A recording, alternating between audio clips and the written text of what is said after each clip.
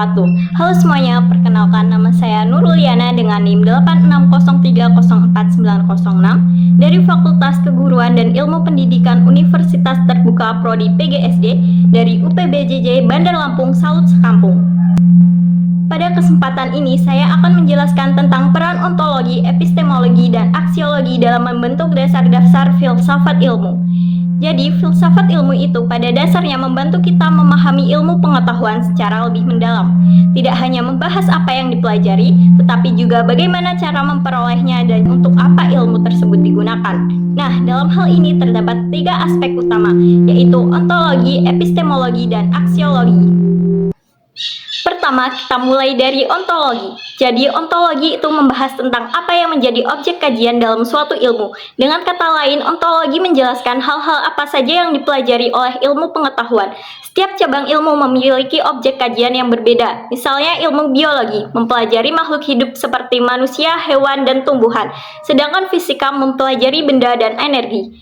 Nah, dari situ kita bisa memahami bahwa ontologi membantu kita mengetahui batasan dan fokus dari suatu ilmu. Jadi, ontologi ini menjawab pertanyaan apa yang sebenarnya sedang kita pelajari.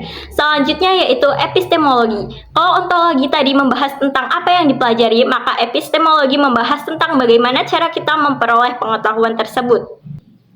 Epistemologi berkaitan dengan metode, proses berpikir, dan cara untuk menentukan apakah suatu pengetahuan dapat dianggap benar.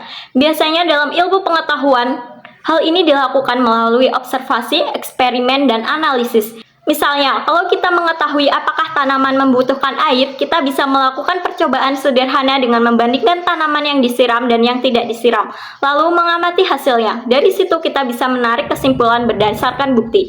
Jadi, epistemologi membantu kita memahami bagaimana ilmu diperoleh, bagaimana kebenarannya dapat diuji secara sistematis. Kemudian yang ketiga, yaitu aksiologi. Aksiologi ini membahas tentang nilai, manfaat, dan tujuan dari ilmu pengetahuan. Artinya, ilmu tidak hanya untuk diketahui, tapi juga harus memberikan manfaat bagi kehidupan manusia. Misalnya, teknologi membantu manusia untuk berkomunikasi dengan lebih mudah dan cepat. Namun, dalam penggunaannya, ilmu pengetahuan juga harus memperhatikan etika dan tanggung jawab agar tidak menimbulkan dampak negatif. Jadi, aksiologi mengajarkan bahwa ilmu harus digunakan secara bijak, bertanggung jawab, dan sesuai dengan nilai-nilai yang berlaku.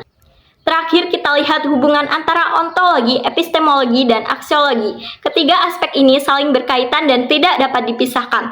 Ontologi menjelaskan apa yang dipelajari, epistemologi menjelaskan bagaimana cara mengetahuinya, dan aksiologi menjelaskan untuk apa ilmu tersebut digunakan.